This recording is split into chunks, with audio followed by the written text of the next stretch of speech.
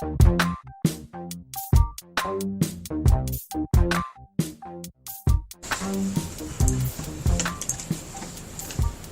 and welcome to the Third and the Dawn Football Show. I am Joe. With me is Cecil, as always, here to talk about some NFL football as well as some fantasy football. A lot going on today in the NFL. NFL trade deadline always comes on a Tuesday. Usually not eventful. Today it very much was so. It was great. First of all, Cecil, how you doing? I'm great. We're at All Hallows Eve. It's exciting.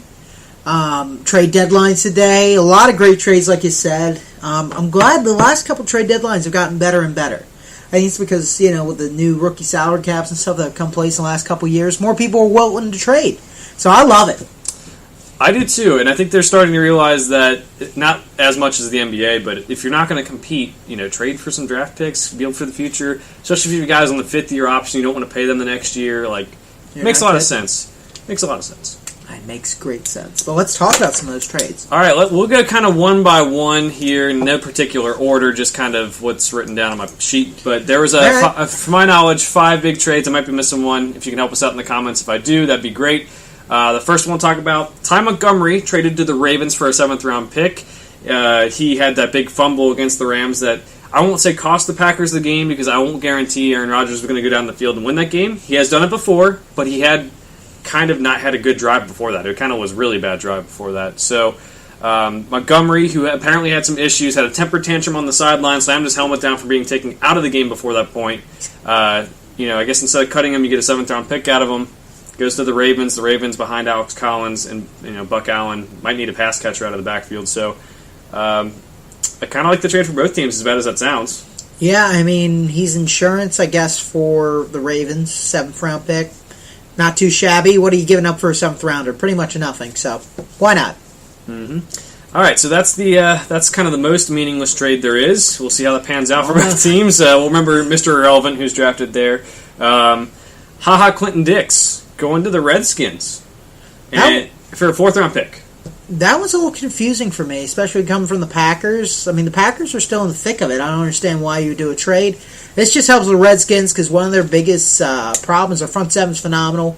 They have some spot starters kind of in the back secondary there. So this is really going to shore that up for sure. And then they got Josh Norman out there as well. So a great trade for the Redskins. Questionable for the Packers. Probably a D for them. Mm-hmm. I think it is too. I get that he doesn't want to sign long term, but you don't want to sign him long term. I'm sorry, but you can use him this year. They have a top 10 defense in terms of yards allowed. The last time Aaron Rodgers had a top 10 defense in points or yards allowed, he won a Super Bowl. So absolutely, that's something you always want to do in terms of that. For the Redskins, really good trade. They have a great defense already. They hold running backs to no fantasy points if you've ever played them in fantasy, but. Are you ready to believe? Are you ready to buy in? I don't know. Maybe. But they have the 2 best safeties in the league according to Pro Football Focus now. Errol Thomas was the number 1 rated safety by Pro Football Focus. He's on the IR, so now they have him and DJ Swearinger, who are 2 of the best. DJ Swearinger is awesome. So that's that trade. Think the Redskins won it like you did. We'll go to Demaryius Thomas and a 7th-round pick to the Houston Texans for a 4th and a 7th-round pick. I'm not a huge Demaryius Thomas guy. I think he's one of the most overrated receivers in NFL history. He has a lot of drops, benefited from Peyton Manning. But I think they probably should have gotten a 3rd-round pick out of this. We had Amari Cooper go for a 1st-round pick, and then another receiver go for a 3rd that we're going to talk about a little bit later, too. Yeah, Demaryius Thomas had a 4th-round pick, a 4th and a 7th. You swap 7th. That's not a big deal. So it's basically Demaryius Thomas for a 4th-rounder. That's a great deal for the Texans. I like what the Texans did here. Sure, Demaryius Thomas is overrated. I agree with you there. But they just lost Will Fuller for the rest of the season to an ACL tear. Mm-hmm. They got DeAndre Hopkins. They've got Kiki QT out there in the slot. So they needed a more outside guy. And really right now, with how bad the Jacksonville Jaguars have been at times, Houston's right there in the thick of it in the AFC South. Mm-hmm. And the AFC, as we know, isn't the most competitive for playoffs. So get hot at the right time, you could talk about a Super Bowl, especially if Deshaun Watson plays well. So why not? I like it. I think it's a good trade. Doesn't really mortgage your future that much. A 4th-round pick to give you a piece that could really help you make that playoff push. It's definitely worth it on their side. For the Broncos, they like Courtland Sutton. I've heard they did draft him in the 1st round. Demaryius Thomas hasn't really been doing much over there at all. Like, he's just kind of been in the way. They have Emmanuel Sanders as well, so end of the day, they could have probably gotten a little bit more for him, so I give it a C. Mm-hmm. But I give it an A for the Texans. I like what they're doing. I like the whole mentality, because you got to win now. You need a piece. You just had a major injury. Go out there and get yourself a guy that can contribute. I like it for the Texans. I like that they're going all in with what they have. Mm-hmm. I think what's going to hold them back is maybe that they didn't address the offensive line, too. I know you don't usually make 2 trades at the trade deadline unless you're the Packers, apparently. But that offensive line could definitely hold them back from winning a Super Bowl. Especially in the playoffs when pass rushers are, at their best, they could definitely be knocked out. Deshaun Watson can get hurt. He's got a weird game this week that I think is worth noting. He's playing in the high altitude with the weird lung problem against the Broncos. And, yes, Demaryius Thomas is going to play the Broncos in his first game as a Texan, which is kind of interesting. But I think it's a good trade for them. I think it's a solid trade for the Broncos as well. Probably should have gotten more out of it, like he said, but they don't want Demaryius Thomas on the books for the future. They want to rebuild. They have the defense there, but they need to rebuild the whole offense with Case Keenum at quarterback. The offensive line isn't playing particularly well. They basically have Philip Lindsay. Royce Freeman is kind of a nice little duo, and they have Lindsay's the man. A bunch of older receivers. And I do like Emmanuel Sanders, but it's just not all going to work out in the end. Next one up is Golden Tate to the Eagles for a 3rd-round pick. I like it for the Eagles. It's kind of, I probably would have given up less than a 3rd. Probably a 4th-rounder where Demaryius Thomas was. Pretty much flip those 2 draft picks and make more sense to me. Yeah. Golden Tate's a wide receiver 2. That's all he's ever going to be. He doesn't have a high ceiling, but his floor's already been established. He's never going to be bad. He'll do what he needs. He'll get a lot of receptions out there. Eagles need somebody out there because it's just been Alshon Jeffrey, Nelson Aguilar, and Zach Ertz. Zach Ertz is really the true number 1 out there. Alshon is not even a really good number 1. He's like that same level T.Y. Hilton is for me. Yeah. So really, I like it. I think it just needs one more weapon for Carson Wentz because the Eagles are in trouble right now. I mean, the Redskins are doing a lot better than anyone expected. They need to beat the Redskins if they want to make this division and even make a wild card right now. Because let's be honest, the NFC South's probably going to take all the wild cards with them. So it's really going to be whoever wins your division is the one that's making the playoffs at this point. So it's do or die for them. I like it for them. Lions, I think it's fine. I don't think getting a 3rd-round pick for him is worth it. To be honest, Golden Tate isn't that great. They already have Marvin Jones, who's at the same talent level. And then they have Kenny Golladay, who they've been using more and more. I think this really signals that they trust him. So I like it. I don't think Golden Tate's really going to be missed in Detroit at all. He's just kind of another not great receiver. And he hasn't done much. So I like the trade for both sides there. I really like the trade for the Eagles. Go all in again. You have the pass rushers. You might need to get healthier. The running backs, I mean, they're serviceable enough to get the job done. The running game is going to be less featured, but serviceable. And then they kind of built their wide receiving core wrong at the start of the season. They had Mike Wallace as a burner. They had Alshon Jeffrey as also a big play guy. And they kind of lacked someone like Golden Tate as a run-after-catch guy. So now you get the big play guy and Alshon Jeffrey. You get the run-after-catch guy and Golden Tate.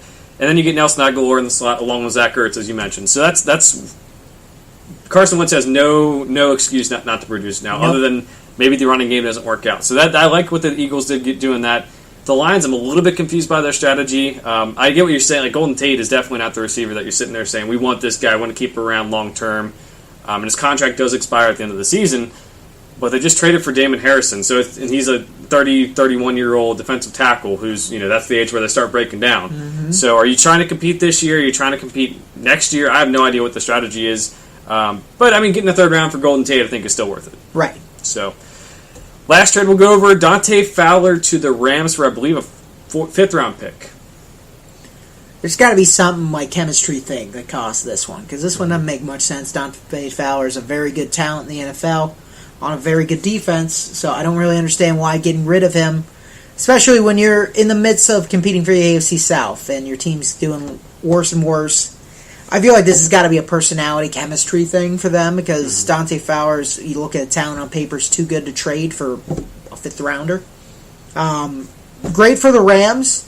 They got to great secondary before the injuries. The front four was amazing. The linebackers had some things that made people left to be desired, but Dante Fowler plugging him in there, I mean, Super Bowl, that's what they're going for here. And I like, if somebody offered me, Pro Bowl caliber linebacker for a 5th-round pick midway through the season, I go, sure, why not? I mean, worst case, he'll rotate in and out. So, great for the Rams.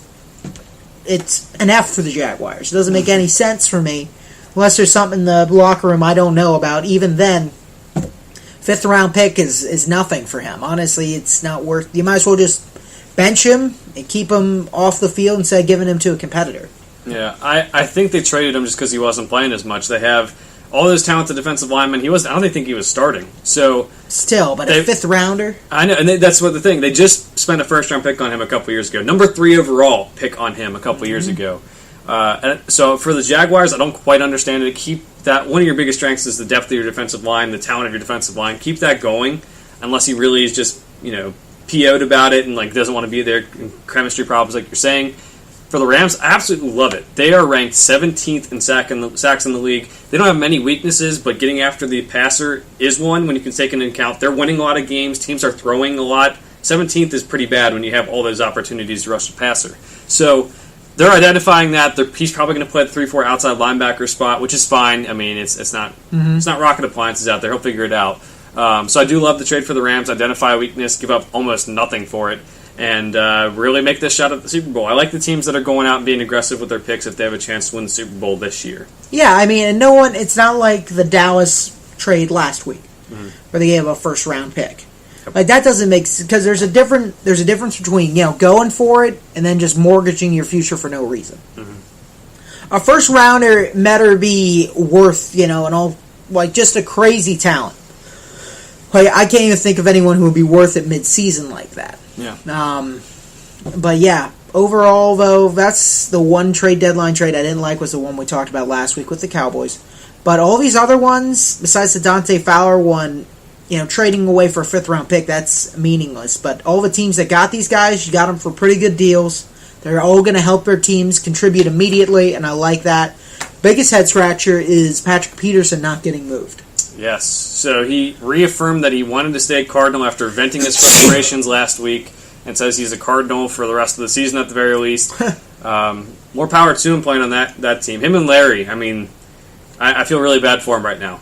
They get their first home win of the season. They're now 2 wins, which is nice to beat the 49ers. But the price tag must have just been too steep. The Cardinals wanted. They probably wanted like a early 2nd rounder or something. That's all I can think of. I mean, but if you were a team and yes, they just got Eli Apple, but the Saints, who are the worst team against the pass, I would do a 2nd rounder for that. Panthers 2nd rounder. They use cornerback. I don't know if he would do well in that zone scheme. That's the catch-22 with the Panthers. That's true, but there are definitely some Rams. Yeah. I mean, Rams just got beat up a lot, so, get Patrick Peterson out there. And the Packers, you have a lot more picks now. They could have made a deal. Exactly. They got, their young corners are actually playing decent, but at the same time, you get a chance to Patrick Peterson. Yeah, Patrick Peterson's an all-pro talent. Top 3 cornerbacks in the league, undisputed for sure. So, it's a head-scratcher, and nobody was able to pull the trigger on him. But I guess Cardinals want too much. That's probably true. That's the trade deadline stuff. I hope you guys got the information there, got our opinions on that. We are moving on to teams of the week, surprise teams of the week from last week. We'll start off with the team of the week. Cecil. Got to go to Rams. Beat a very good Packers team. Was playing very well. They were able to, fight with Aaron Rodgers, duel it out. It was a great game to watch. It's kind of sad how Ty Montgomery fumbled at the end, so he couldn't see if Aaron Rodgers could make it through, but that's going to be a playoff matchup, a good chance of it. So, beating the Packers is always good. Makes your team look better. The Rams are the team to beat right now, looks like. It's all about what they're going to do playoff time. Playing that well against a playoff caliber team is always something to take notice of. Yep, like the Rams here, just to change it up a little bit because they also had a good game. The Saints. My Super Bowl pick. They beat the Vikings. The Vikings have some issues. They really do. The Saints, though... You're not kidding. The Saints, we thought, had issues when they were, almost losing to the Browns at the start of the season, and they've turned it on. They got exactly what they want. Drew Brees has not thrown for many yards the last couple of weeks with Ingram and Kamara back, and that's exactly what they want. They want Drew Brees to be the most efficient quarterback of all time. He'll do that. They're going to win a lot of games. Amen. So that is Teams of the Week surprise team, Cecil. I'm going Cleveland Browns here. Not because they lost, I predicted that, but they fired not only just Hugh Jackson, but also Todd Haley. Mm-hmm. So I guess they don't like where the offense is going, but at the same time they have a rookie quarterback, and they haven't looked that terrible. And, I mean, they've been in a lot of games. Sure, they've lost some close games, but I just don't understand the firing. Because for me, if you're going to fire Hugh Jackson, why wouldn't you have fired him at the beginning of the season, before the season started, when he went 0-16 last year? Why, when they're, 2-5-1? 2-5-1. 2-5-1, why would you trade him then? Well, let's be honest, the expectation for this team, and they got to 6 wins, is a pretty good year for them. And they could still do that very easily. But instead, you decide you just are done with Hugh Jackson all of a sudden, even though they've been more competitive than they've been in years. It's not a question of Hugh Jackson being a great coach. It just doesn't make any sense. Why fire him mid-season? Why not, see the rest of the season play out, see where you guys end up? You're all about this continuity thing last year when you had to fire him after having the worst season of all time, tied for 0-16. Only happened twice, one with them. So it's a head-scratcher. I think it's just putting your team backwards. They got rid of the offensive coordinator, too, so now who's calling plays? The quarterback coach. Greg Williams, defensive coordinator, is going to be interim coach. I don't think that's bad, but obviously they're going to get a new coach at the end of the season. But I feel like you're just screwing up a team that could at least have had some forward momentum going into next year. Because now it's just classic Browns starting over again and again. So I don't really get it. I'm with you. I think, you have 2-5-1, and that's, more wins than Hugh Jackson's ever had in a season with the Browns, and in total before. It had to be locker room stuff.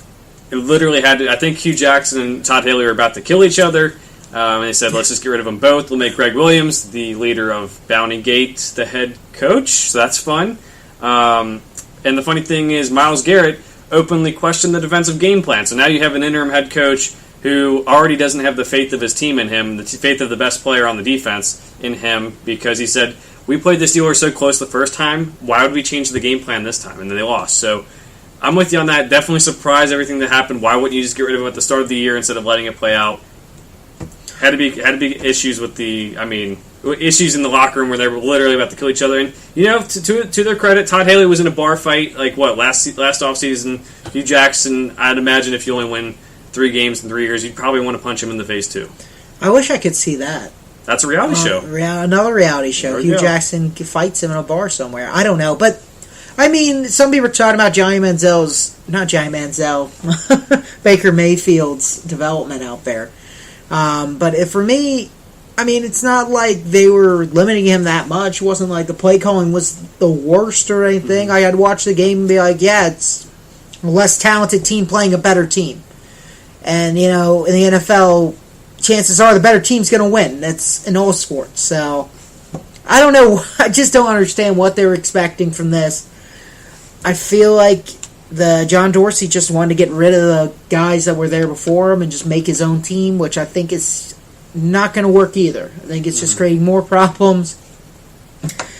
I don't know what to think of what's going to happen with the Browns now, because now they got to start. They're not starting over, but Baker Mayfield's there now. A new coach has got to come in with Baker Mayfield. Well, one of the rumored candidates is his former college coach, Lincoln Riley, which, wow, taking that step up to the Browns and having to take on that job, I think I'd rather stay at Oklahoma. For sure, man. That's a heck of it's a good way to ruin your career path. But we'll see what happens. Who's your surprise team, Joe? Mine is the Cincinnati Bengals. Okay. We all watched the game. Let's be honest here. They were winning handily. Came out second half, and they did not do well on offense. And then the Buccaneers benched Jameis Winston, put in Ryan Fitzpatrick, and sparked some life into that. And they probably should have won the game.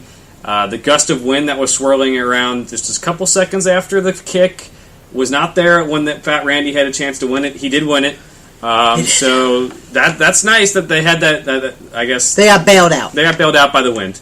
Mother Nature bailed them out on that one. But they should have lost. Probably should have lost that game the way Ryan Fitzpatrick was playing. If he got put in a possession earlier, Jameis Winston threw 4 picks and they couldn't close him out. They're on pace to give up the most yards in NFL history. And this, a record set by the Saints like 3 or 4 years ago that I never thought would be broken because they were so bad. Mm-hmm. They have either the most points or second most points allowed in the NFL. You have to correct me on that, anyone out there. But they're a bad defense. They did have some injuries, but they couldn't tackle people. They were really bad at that, and that's not a good recipe. That's why for the whole season I said, I think they'll probably go 6-10. They fought out some wins that maybe I didn't think they'd get with Atlanta, maybe Indiana the first week, both kind of close ones. And that's credit to them for doing that, but right. You don't have an offensive line, you don't have a defense heading into the second half of the season. That's where it all falls apart for you. I was surprised about how bad it got, and surprised that they won, honestly, with how bad it got, too. It's the only team in the NFL I'll watch, and if they ever get a lead, it's going to get squandered. Mm-hmm. Because it's like they completely forget how to play. Marvin Lewis, I don't know if it's something with him. It's what it seems to be because he's been the constant through the years there. Mm-hmm. Is they go to this ultra-conservative offense where they just run the ball down the middle and try to run the clock out, basically. But they're not even good at it. They're not a tad bit aggressive in any way. So it's a bunch of 3-and-outs, and the other team just keeps scoring because you're playing soft defense as well because you don't want to give up this big play. Next thing you know, even though they're down by 3 possessions, they're back in the game because you have done nothing for an entire half of football. Mm-hmm. It's super frustrating to watch as a Bengals fan. It's a complete head-scratcher for anyone that watches the game. I understand you don't have to go take a 50-yard bomb down the field every time, but come on, man. 2 runs and a pass is the most predictable thing on earth. Every time you can watch any second half of any Bengals game, they play with a possession or 2-possession lead, and that's it. Honestly, they play better when it's close because they actually have to try and do something creative instead of just doing the most basic textbook thing you can. It's not going to win the NFL. It's not going to win you many games. They should have lost that one. And they're not going to go anywhere, even if by the grace of God they do win the AFC North. They're going to get killed by whoever they play right now. That's what it looks like. They don't know what's going on. If you can stop A.J. Green, pretty much Andy Dalton will probably panic. And that's it. It's textbook. It's not hard to beat the Bengals. The only hope they really have is that he'll throw it like he did this week. Joe Mixon got a lot of ball, got a lot of yardage out there. Really just depending on him, and then Tyler Boyd catching some big plays while A.J. Green was focused on. Those are the only ways the Bengals have any prayer of winning a game. Really, and that's it. And it's sad, it's predictable, and there's no answer. There's never going to be an answer because they're not going to fire Marvin if he goes 8-8. Mm-hmm. They wouldn't fire him if he went less. So I'm stuck with it until Marvin either decides he's done with it, Mike Brown dies, or something happens. So yeah, we'll put on our bids to buy the team tomorrow. Yep. Chris Tutulio says, luckiest team in the NFL. Well, if Mother Nature's helping you out, with this game, the Falcons game, A.J. Green kind of bails you out with that awesome catch in the corner. And the Colts game where Clayton Fedulum comes up with that huge play. I mean, that's 3 wins. Those are too close for comfort. They are on the better side of luck when it comes to things. The talent level is not quite 5-3, in my opinion. Let's make this clear. Luckiest regular season team. Oh, yeah. 100%. Never, very true. No. All right. Playoffs, absolutely not. Those are our teams of the week. That's a little recap of last week. Now we're heading on to next week, where we're going to start with the fantasy aspects first.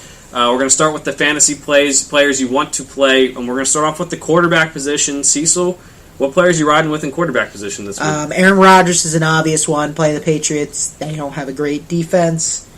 Deshaun Watson, I like at Denver. I know you're not as high on him because of the whole breathing lung thing, but Denver just isn't that good. Deshaun Watson has to throw the ball 40 times a game, so that'll happen. He'll get some points. Captain Kirk playing the Detroit Lions with their terrible defense.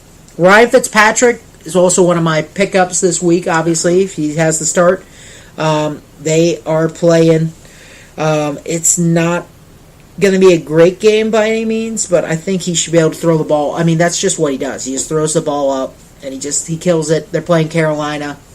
Carolina doesn't have a great secondary by any means. And then Mr. Biscuit, Mitchell Trubisky, playing the Buffalo Bills. Yeah, that one's pretty self-explanatory.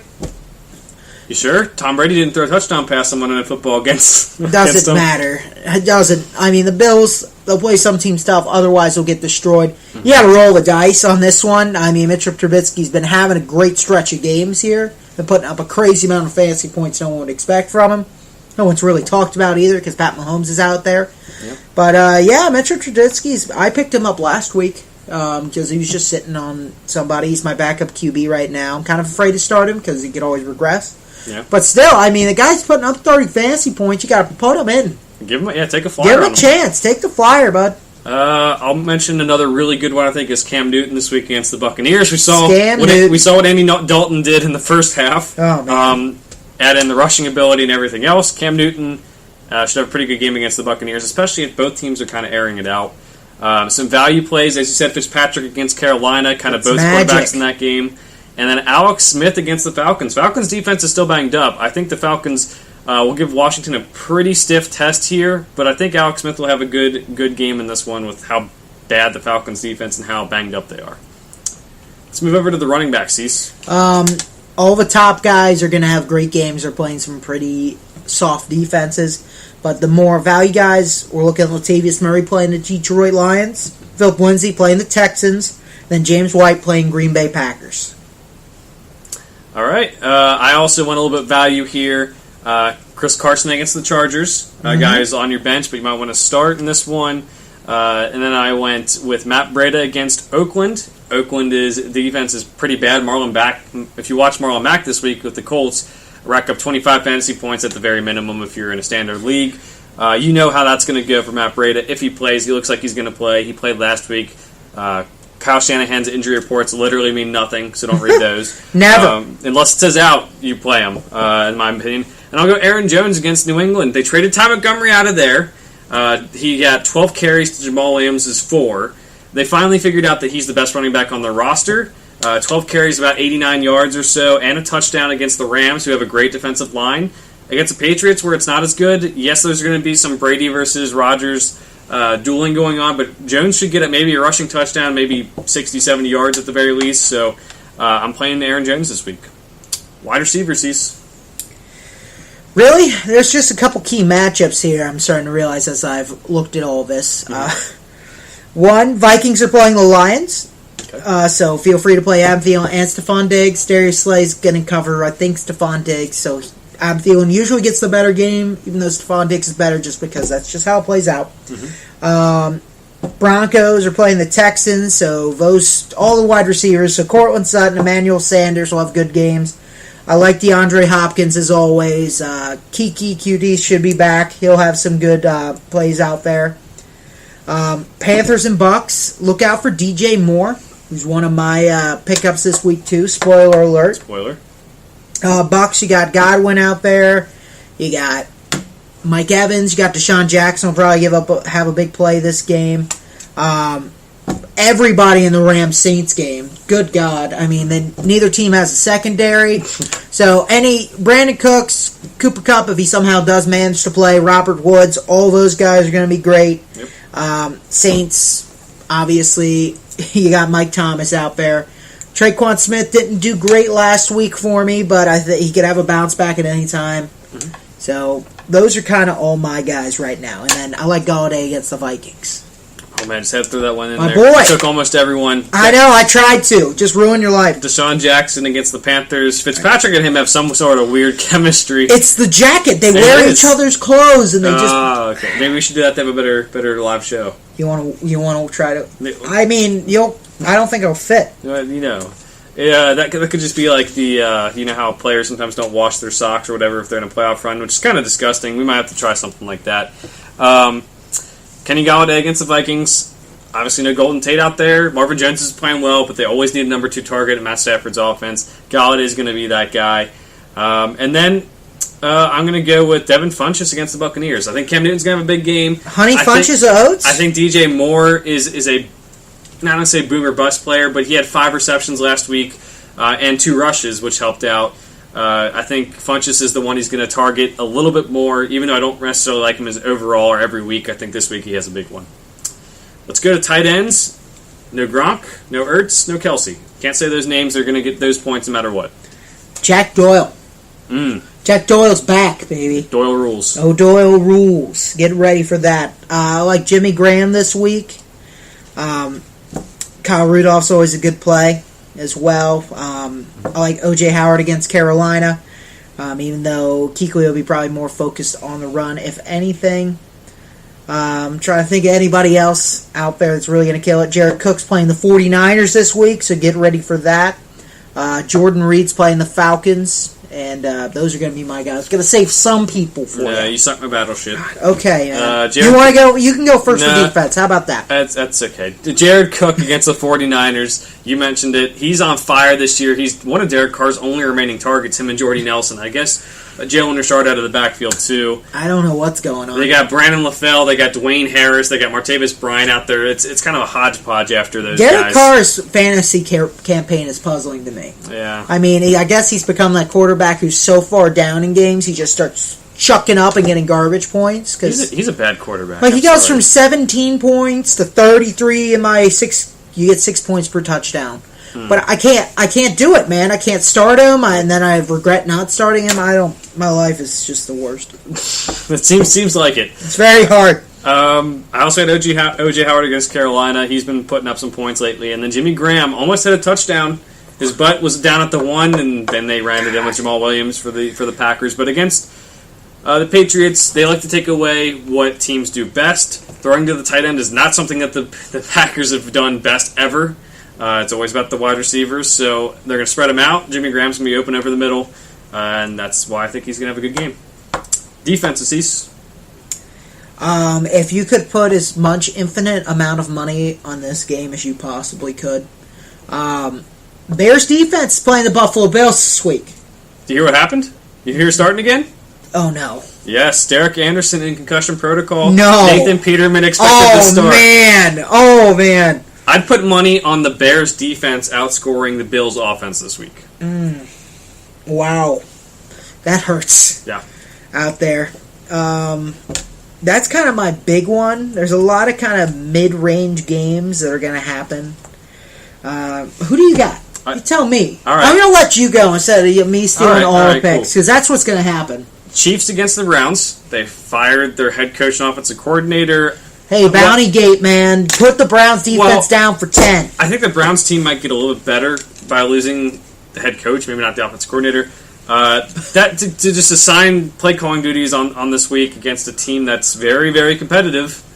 It's QB coach that's doing it. Who is now the offensive coordinator? The QB coach? It has to be, yeah. Like, what kind of job? Like, that'd probably be the one time I would never want that promotion. Wait, Bill Lazor got it. Bill Lazor's doing a decent job at this. Yeah, but Bill Lazor didn't also lose his head coach and offensive coordinator in 1 week, and then he figured if you're he's got his job security because the head coach has the job security, so that makes sense. Yeah, it's like basically being the guy after your entire army just got destroyed in a battle, and you're now the highest ranking guy left. Well, if that's the case, you got to commit seppuku. That's only in Japan, man. Okay. Seppuku as well. Well, okay. You say it a little bit less fun than I do, but that's fine. That's the correct term, but it's okay. The Chiefs are. I think that game. I mean, their defense is bad, but I can't see the Browns doing anything productive. Like maybe they'll get some points, but I think the Chiefs are one to play.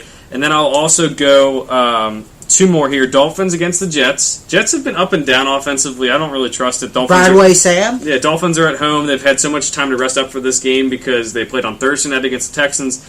And I'll go Cowboys-Titans. Titans have not played well this year. They can't run the ball. They can, and Marcus Mariota's running. That's true.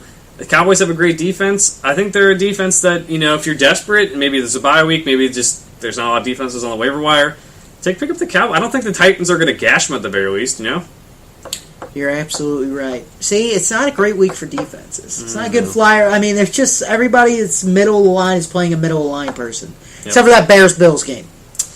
Daily Fantasy this week, honestly, might be a good idea to spend a little money on the Chicago defense. I'm with you on that one. They're going to outscore some running backs this week. They're going to outscore teams' whole running back. I just really hope I'm not playing the one guy in my league that has Chicago defense this week. You probably are. I probably am. That's probably in all 5. I don't even know. That's how it works out. All right, we'll move on. This fantasy. Or no, we go to fantasy ads now. Sorry. Wow. What players are you adding off the waiver wire? Cortland Sutton, number one now with the Demaryius Thomas trade.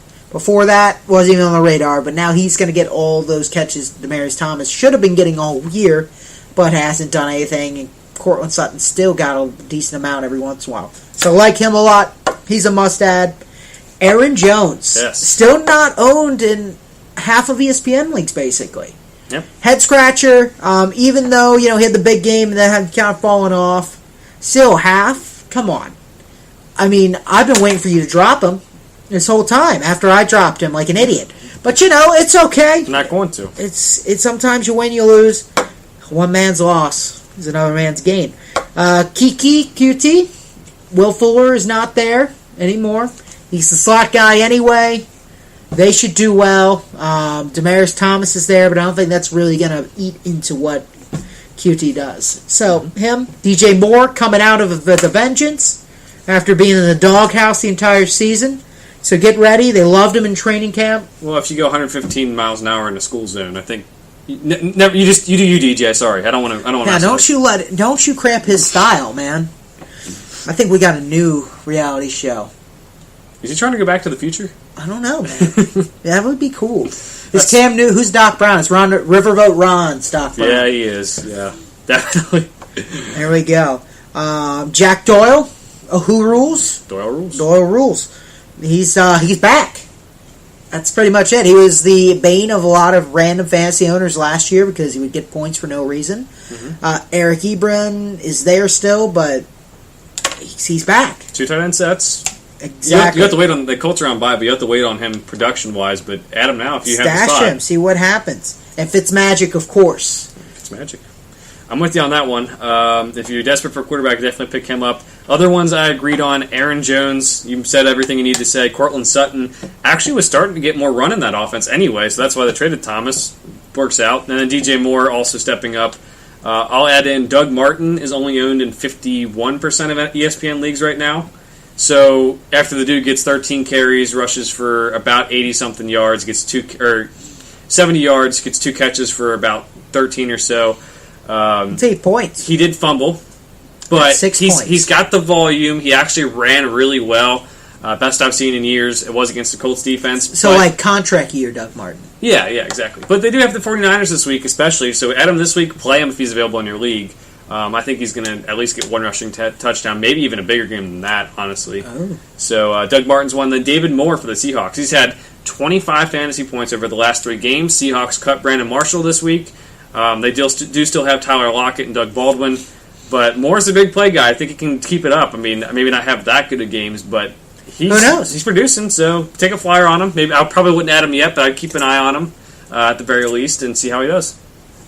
I like it. All right, let's move on to Dylan's picks. Dylan makes his picks for us against the spread every week at thegamehouse.com. He gives 3 to us to reveal live on air. He's taken Seattle as 2-point favorites over the Los Angeles Chargers. He's taking the Cowboys as 6.5-point favorites over the Tennessee Titans. And he's taking the Steelers as 3-point road underdogs against the Ravens. Any thoughts on those overall? I kind of like them all. I don't like the first one. I don't think the Seahawks are going to win the game. And I think Chargers are going to win, and they're going to win by more than 2 points. They're going to win by a field goal at the least. Well, that doesn't matter. Seahawks are favored by 2. So you're right. Seahawks are favored by 2. Chargers. I can't read stat lines anymore. That's all right. So just ignore that. I like them all. And then I think the Steelers get 3 points. The Steelers have to win by 3 points. Steelers get 3 points. Yeah, give me that one too. That's a great line. I'm against the first one. I'm taking the Chargers, so I'm with you on that. And the Cowboys, I think, could probably should win by more than 6.5 against the Titans. I mean, I know the Cowboys are the Cowboys, but I don't know. We'll see. We'll move on to our picks. These are just straight up. And we're going to start with that awesome Thursday night game between the Raiders and 49ers, Battle of the Bay Area. Wow. What a killer. Mm-hmm. Can I go first on this one? Sure. I'm going Raiders. All right. Doug Martin does it. The 49ers are down after a road loss to the frickin' Cardinals. The Raiders, I mean, they battled the Colts. I think they had a chance to win at the end. It just kind of all fell apart. I'm going Raiders. I think they get their second win of the season. I'm going Raiders, too. Oh, you copycat. I was going to say, I was in the toss-up, and I was going to say Raiders, and you're like, I want to go. Okay. So it's your own fault. Okay, I'll go second from now on. Fine. Forever. Raiders. I like the Raiders. I mean, they're better. They got to put it together at some point. Jesus Christ. Yeah, they were a team we thought would go like 7-9, 8-8, and they're now this. Well, they won one game. So, Sunday games. Done with the London series, thank God. Thank the Lord. I'm getting tired of waking up at 9:30 for football. Mm-hmm. Bears at Bills. I'm going to write your pick in already. Yeah, let's do it. Bears. Come on. Well, I already went. I'm not even going to try to talk about it. Could you throw more interceptions if you tried in the NFL than Nathan Peterman? If you tried to. I don't even think you could if you tried. If I tried, I definitely could. I could probably throw the ball to a defensive player enough. But I think just actually trying to be a QB in the NFL, my interception totals would be equal, if not a little less than his. Okay. And that's impressive. That is. Because I know nothing about You should see me throw a football sometimes. It's kind of terrifying. We'll have a... I need to play in the West Coast. It's got to be fast, short, accurate passes. You need me to throw more than 20 yards. More than 20 yards? Yeah, man. It's bad. The Game House Combine coming to you this offseason. Get February, ready. we're going to do it outside. Yeah, man. Get ready for my 5-6 40. All right, there are a lot of good games this week. This is another one that is not one of those cases, so I'm going to go ahead and write your pick in. It's Chiefs at Browns. Yeah, Chiefs 100%. Browns don't have a coaching staff now. Again, that QB coach, God bless his soul, because, I mean, at least they didn't promote an interim head coach. Yeah. That's all I can really say. But at this point, what's the offensive staff room like now? Just gotta sit there. Like, Hugh was probably like... But you heard Greg Williams made his son the defensive coordinator now? Oh, God. So this is fun. Well, here comes the money, man. This is classic Browns. For the first 7 weeks, we watched them because they were actually competitive and staying in games. Now we're watching them because of the dumpster fire where stuff's just going to happen all over the place. It's always the best, man. It's always like this. I don't understand. Browns, they panic if they become competitive halfway through a season. They're like, what do we do? What is this? We're gonna start Johnny Manziel. I know we're 7-5, but we're starting Johnny Manziel. Insert Keanu Reeves meme here, where he's just kind of thinking, just any Keanu Reeves face, So anyway, we agree on the Raiders, Bears, and Chiefs. I don't think there's anything to it there. There's nothing to disagree on. Chiefs will win big. Jets at Dolphins, kind of two mediocre teams. Give me the home team. Give me the Dolphins. They put together more than I ever thought they would. They've beaten some teams they shouldn't. Jets, besides that first win against the Detroit Lions, there's nothing they've really done that impresses me by any means. Every once in a while, Robbie Anderson / Isaiah Crowell will have a huge game for some reason, but that still doesn't get them wins. So, yeah, gotta go with the Dolphins who put together. They know how to win some games. I think if this was not the result of the Dolphins giving a couple extra days on the Thursday night game, I'd go Jets. Because I do like Todd Bowles, you know that. I love Todd Bowles. But what about against the mastermind that is Adam Gase, man? I'll take the Dolphins because of that extra time that Adam Gase... Adam Gase plus, 2-3 days of preparation equals up to a Todd Bowles, so he wins because he's the home team. Do you think Adam Gase is like a beautiful mind? Like he just puts a string everywhere and they all go back to Brock Osweiler. Wow. It's going way back in time for that movie, right? 2001? 2001, because Gladiator was 2003. Russell Crowe was on a tear in the early 2000s. Yes, he was. What happened to him? He just died off after 2005? He did Les Mis, man. That kind of ruined it, and he can't even sing. Well, I didn't see the movie. Did you? I've seen parts. Oh, God. I didn't see the whole thing. You're on a football show right now, and you're talking... Okay. You can watch We're moving on. Les Mis. We're moving on. It's about killing people in the French Revolution, man. What's not manly about that? Well, the word French. It's very true. You got me there. So we agree on the first four. Let's go to some more competitive games. Lions at Vikings. Vikings, 100%. 100%. Wow. 100%. The Vikings have been doing great, but I mean, Detroit doesn't have a defense. They got Darius Slay, and he's banged up all the time. So that only gets you so far.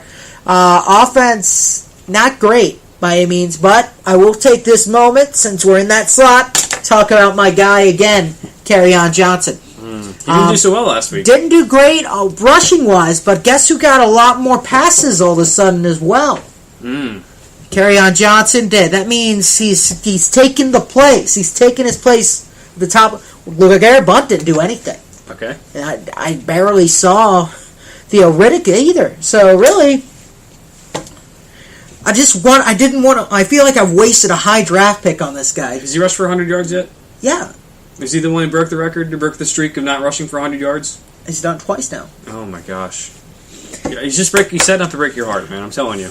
I know. They're going to trade him, and then you're going to hate him or something. I don't know. I know. Well, for now, I'm going to enjoy the fling that it is as he sits on my bench because I'm terrified to play him. Trade him. I've been trying, To man. me. We're not doing this live air. You won't give. Okay, we'll do it live air. You won't give me anything for him. You'll just give.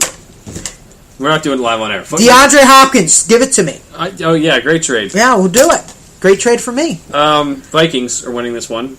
Lions, again, I'm a little bit confused about what they're doing going forward. I'm a little bit scared because of their ability to beat good teams and lose the bad teams, and I think the Vikings are a good team. So by that math, they should win. But the Vikings are a better team. I think Kirk Cousins, after not playing so well against the Saints, is going to bounce back. He's actually still having a fantastic season efficiency-wise, but this one won't be as big of an issue as the Saints one. You're making it sound like a law school entrance exam logic question.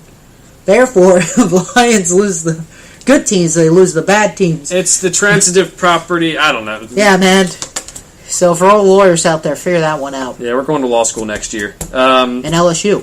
Atlanta Falcons. Yes, we are. Atlanta Falcons at the Washington Redskins. Redskins. I'm liking them. Drinking the Kool-Aid. I'm a believer. I said I was a believer. I'm sticking with them right now. I'm riding them to the playoffs at least, and I'm going to dump them. Okay. But yeah, I like them. Falcons don't have a defense. Redskins are just going to contain the Falcons' offense. They've got a good, decent defense. Not great. Yep. Good. Alex Smith will take care of the ball, and they'll just run it with Adrian Peterson, run the clock out. So the Falcons won't have that much of a chance to score. Plus, they just got Ha-Ha Clinton Dix. I don't know how much he's going to Help this week, his defensive probably playbook's not that athletic, much, yeah. but still, I like the Redskins. Okay. It's going to be close, but Redskins. I'm going Falcons. Okay. Defense is an issue. That's fine. Alex Smith is not capable of taking advantage of that. Adrian Peterson is, but Alex Smith isn't, so they could probably sell out to stop the run. I do think Alex Smith has a good fantasy day, but I don't think he's going to burn them as much as the quarterbacks will, to kind of clarify. And the Falcons, I mean, it's going to be a shootout game if they're going to win. At the end of the day, they're not going to run the ball anyway, even though Washington stops the run. They're going to spread it out to Calvin Ridley, Julio Jones, Mohamed Sanu, and I think they can sneak away a win against the Redskins. The Redskins are still a weird team to me because they did lose that game to the Colts, and that makes no sense. You're obsessed with that game. It makes no sense. You know, the 15-1 Steelers lost the Browns that year. In like 2000, that was like 2004. Mm-mm. Yeah, it was. False. Look it up. Fake news. Okay. Bucks and Panthers. Fitzmagic against Scam Newton. I'm liking these tag names. Got to go with the Panthers. Fitzmagic will somehow probably throw for over 300 yards again. Because the guy, so I'll give it to him this way, watching him. He knows every down could be his last, so he just does not care. Like, it's crazy. The guy the team doesn't care either. Like, he could tear his ACL tomorrow, and the team be like, oh, that sucks. I guess James Winston goes back. It's like they don't care. They don't care what happens. He plays every play, like, literally. Somebody's has anyone seen Ryan Fitzpatrick's family anywhere? Like, is some group of pirates stolen them? He's playing on the Bucks, so maybe it's a pirate warfare going on. Maybe. Interesting. I mean, let's think about it, because the guy literally plays the game like he doesn't care. Like he doesn't have a worry in the world because whatever's going to happen to him is going to happen to him, and he knows that because the Bucks organization has no idea what's going on. So he's going to throw for 300, but still, Panthers got Cam Newton out there. I trust that a lot more. Him and Christian McCaffrey will be able to make mincemeat out of that terrible, terrible Buccaneers defense. Yeah, they're at home. They dominated the Ravens this week, too, and that was surprising. Like, not that the Ravens are really, really good, but they're a solid team, and they dominated them. You're not kidding. And the Bucks are not that. I mean, yeah, maybe Fitzmagic can come back. I don't know if you saw a celebration where he was pumped up after one of the touchdowns he had. Oh, I saw it. It was so, I mean... It was hard to miss. He's everyone's favorite quarterback right now. He really is. Besides the Bengals, I guess. But Panthers will win. Big dosage of Christian McCaffrey, of Cam Newton, and all the wide receivers we said, because Tampa Bay's defense is not very good. Amen. Pittsburgh Steelers at Baltimore Ravens. Rivalry renewed. I'm going Steelers here. Ravens already won the first one. Usually they split. 1. 2, Steelers are playing a little better. They know what they need to do. If they're going to win the North, they probably can't take 2 losses to the Ravens.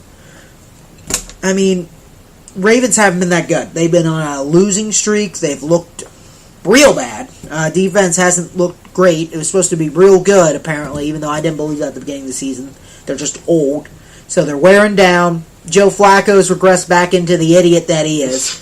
And okay. I know, this is a harsh one. Ouch. But, I mean, you watched like the first 2 or 3 games of the year, and people were talking about how great their offense was with Michael Crabtree and John Brown, as somehow that was a great duo to form your team around. Yep. Those guys are worse than the Golden Tate Marvin Jones. Detroit Lions, like, this is a number 1, this is like a great receiving core. Like, no. This is the most, like, average at best receiving core you'll ever have. That's what they are. Joe Flacco is average at best. So, I mean, their offense does nothing well. The only thing they have is Alex Collins does some cool, flips and stuff. But other than that, I mean, they don't really do much of anything. Lamar Jackson's cool for the series they put him in per game. Yeah, Lamar Jackson should be playing wide receiver. I'm not saying he's not a quarterback. I'm saying they need him to play wide receiver because they don't have great ones. Here comes a sidetracking combo for you, because just when you thought this podcast was going to get done, at a really good pace, this weekend someone brought up to me a revolutionary new idea. Okay. No running backs. And what you do is you line up 3 people, so 3 running quarterbacks that can move, that are shifty, in the backfield. And it's kind of like a triple option, but instead of all 3 being running backs that toss to each other, they're all quarterbacks. So basically what will happen is those quarterbacks that don't get the ball will go out and run. Okay. And then, so you never know who's going to pass the ball, and they could also run and option it to each other. And they'd all be, not the top tier guys because they all have to be mobile. So that would get rid of the salary question of them all getting quarterback money of $20 million a year. Okay. So it's very interesting. Not really sure how my friend thought of it. He has way too much time on his hands, it seems. But it's an interesting thing to think about. It might actually work for about half a season in the NFL and then get completely crushed. Or it will just crash and burn and never be used. But he used it in a Madden simulator and he said it's pretty interesting. Absolutely no. Reasons are we have Nathan Peterman starting football games right now.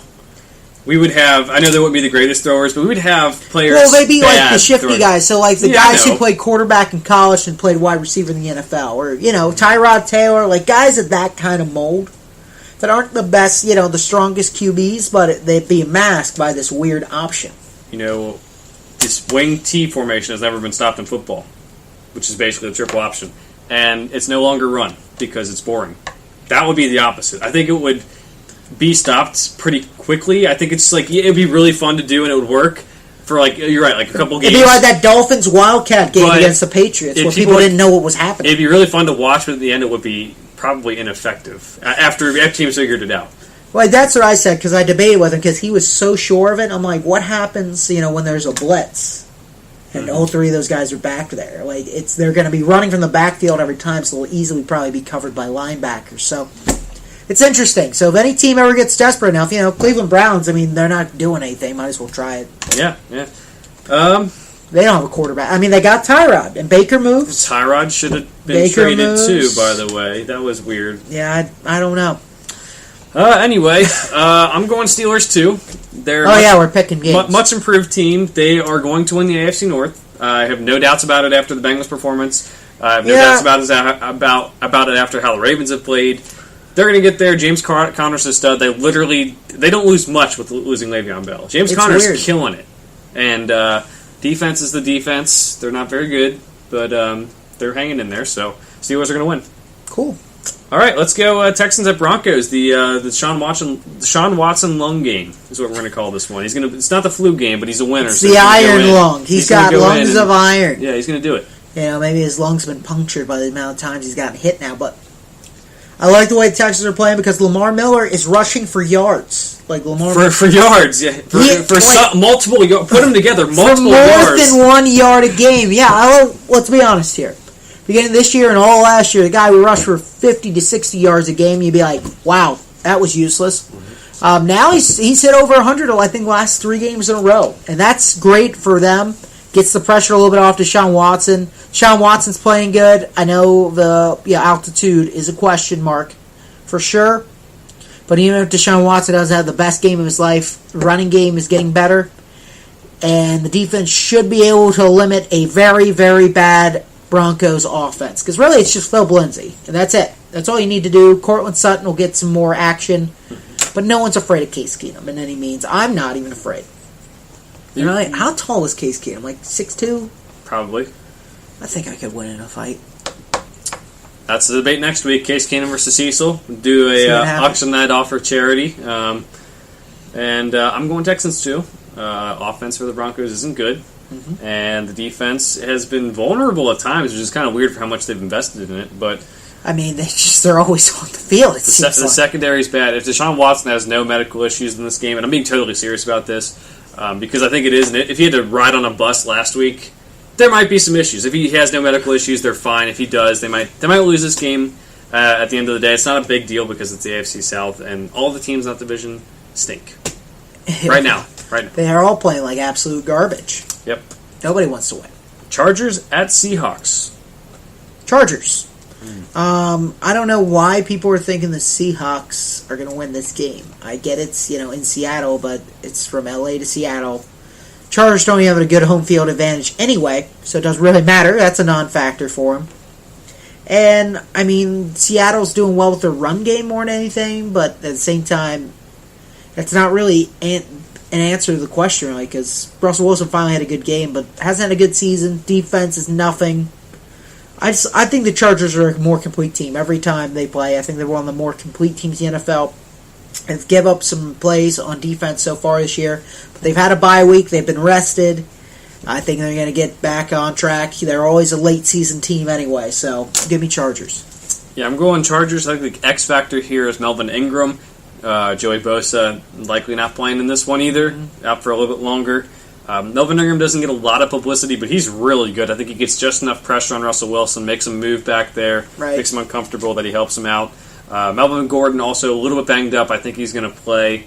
And therefore, I think Philip Rivers will just spread the ball out, do what he always does, and win the game. Exactly. And that'll make him, again, right up perfect spot to make a playoff push at the end of the year for wild card spot likely. But they do have 2 games left with the Chiefs, or 1 game left with the Chiefs, so they could do some damage too. Rams at Saints, another good one.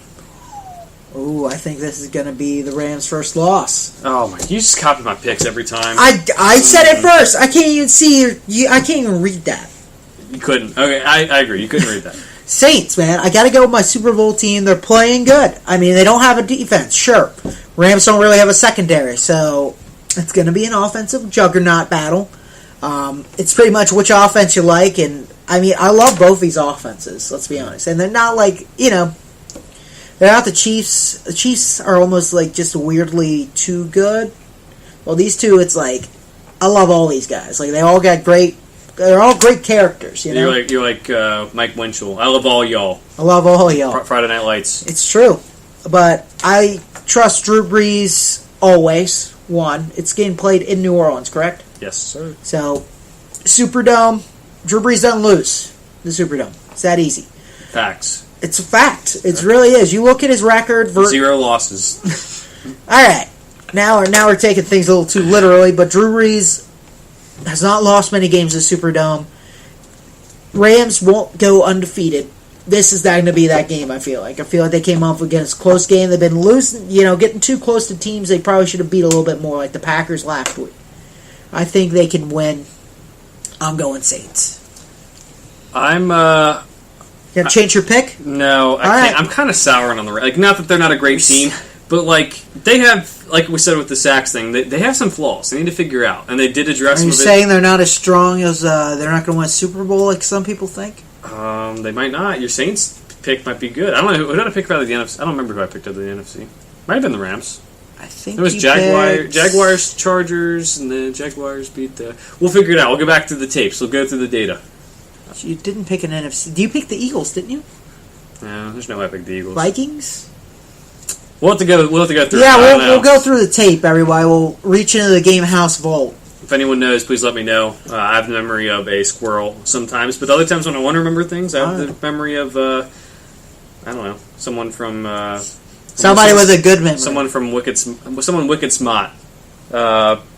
Anyways, was that your attempt at a Boston accent? Yeah, I'm glad. I'm honestly glad. I'm glad I can't do that. You know. Times like this, I wish the show wasn't live so we could cut that out. But anyway. Oh man, are you talking about me cutting something out? Oh, I'm gonna cut you out. Oh man. Oh man. Now you're doing it. Saints win.